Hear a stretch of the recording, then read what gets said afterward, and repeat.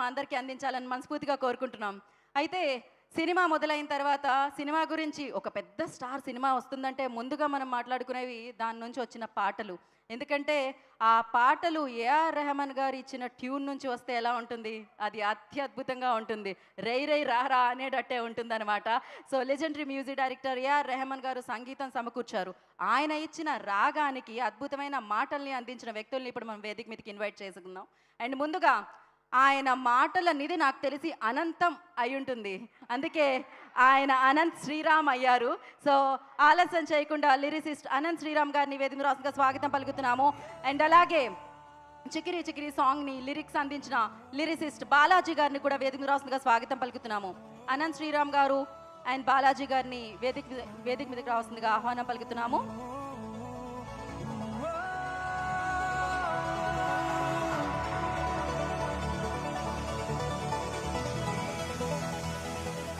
ఒక్కసారి పాటకి మాట అనంత్ శ్రీరామ్ గారి కలం నుంచి ఎలా వస్తుంది, వస్తే ఎలా ఉంటుంది, అది సూపర్ హిట్ అవుతుంది, మెగా బ్లాక్ బస్టర్ అవుతుంది. ఫస్ట్లీ కంగ్రాచులేషన్స్ అండి. అనంత్ శ్రీరామ్ గారిని మాట్లాడాల్సిందిగా కోరుకుంటున్నాం.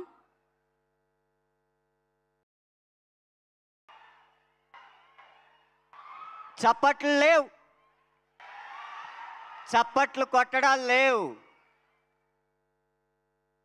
3 వారాలు దాటి 4వ వారంలో అడుగు పెడుతున్న సినిమా థియేటర్లో మీరు చప్పట్లు కొడుతూనే ఉన్నారు.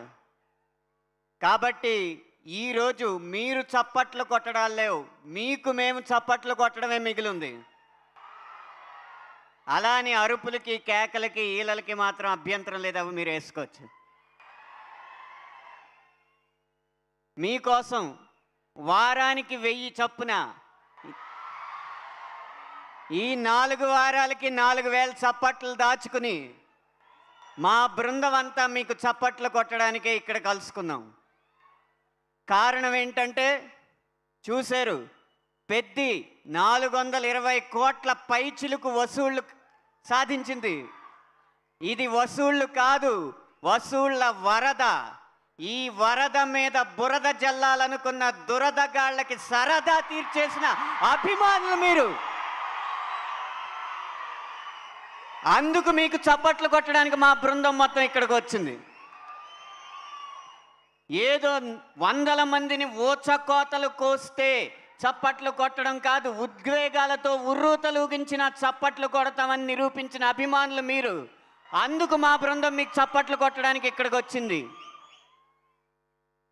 ఏదో భారీ వాహనాల్ని గాల్లోకి లేపేస్తే చప్పట్లు కొట్టడం కాదు, కథ మొత్తం చూసి కన్నీళ్లు పెట్టి కుర్చీలోంచి లేచి మరీ చప్పట్లు కొట్టిన అభిమానులు మీరు. అందుకు మీ అందరికీ చప్పట్లు కొట్టడానికి ఇక్కడికి వచ్చింది.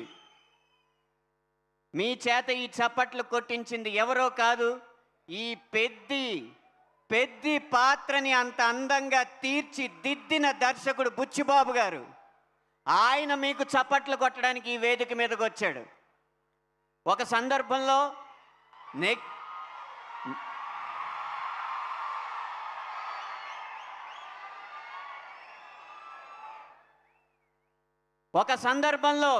నెగిటివ్ ప్రచారం చేసినా సరే వాటినన్నిటినీ తట్టుకుని, ఒడిదుడుకుల్ని తట్టుకుని మా అభిమానుల సత్తా ఏంటో నిరూపిస్తామని చెప్పి ఇక్కడి దాకా ఈ సినిమాని తీసుకొచ్చిన మీకు చప్పట్లు కొట్టడం తప్ప ఇవాళ మీరు చప్పట్లు కొట్టడాలు లేవు. అలా ఈ పెద్ద సినిమాలో ఇంత విజయవంతమైన చిత్రంలో 3 పాటలు రాసినందుకు చాలా సంతోషంగా ఉంది. ఒక చిన్న పిల్లాడు వాళ్ళ నాన్న అడిగాడు, నాన్న ఏ సినిమాకి వెళ్దామని. రై రై రారా సినిమాకి వెళ్దాం అన్నాడు, సినిమా పేరు మర్చిపోయి. అంతగా ఈ పాటను ఆదరించిన మీకు ధన్యవాదాలు. ఒక సిస్టమాటిక్ ఇన్వెస్ట్మెంట్ ప్లాన్ సిప్ అని ఒక దాన్ని పరిచయం చేస్తూ మీరు వారానికి ఇంత దాస్తే ఇంత బంగారం మా కోసం కొనుక్కోవచ్చని వారానికి 1000 అన్న పాట పెట్టి మా పాటలను ఆదరించారు. అందుకు వారికి ధన్యవాదాలు. జిమ్ ఆన్ చేస్తే చాలు, జిమ్ తెరిస్తే చాలు, మీరు ఎక్సర్సైజులు చేసుకుంటూ మసా పాట పెట్టుకుని స్ఫూర్తి చెందుతున్నారు. అందుకు మీకు ధన్యవాదాలు. ఇంత పెద్ద విజయం అందించినందుకు తప్పకుండా మీకు ధన్యవాదాలు తెలియజేసుకోవాలి. ఈ పాటలో రాసినట్టుగా నెమరేసుకోనాకైనా మెమరీసు లేకుంటే ఎలాగాని ఈ పెద్ద చిత్రం మాత్రం జీవితాంతం గుర్తుండిపోయే మెమరీగా మాకు అందించారు. అందుకు మీకు ధన్యవాదాలు. మనం ఎన్ని చెప్పుకున్నా పెద్దిని ఒంటి కాలుతో నడిపించిన ఆ మెగా పవర్ పేరు మీకు తెలుసు, రామ్ చరణ్. వారి కష్టానికి ఫలితం, వారి అంకిత భావానికి ఫలితం ఈరోజు ఇన్ని 100 కోట్ల వసూళ్ళు. వారికి మనమందరం రుణపడి ఉన్నాం.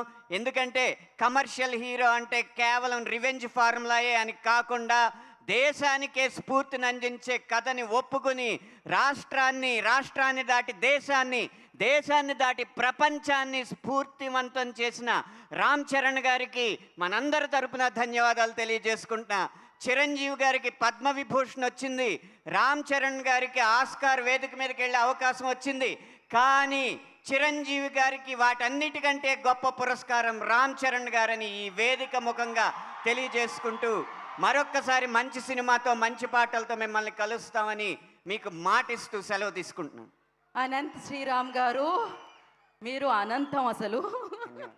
ఆయన ఎంత బాగా పాటకి మాటలు రాస్తారో అంతే వేదిక మీద కూడా అంతే అద్భుతంగా మాట్లాడుతూ ఉంటారో. అవి మనసులోంచి వచ్చిన మాటలు కాబట్టి అర్థమవుతూనే ఉంది. అభిమానంతో కూడుకున్న మాటలు అది వినిపిస్తూనే ఉంది.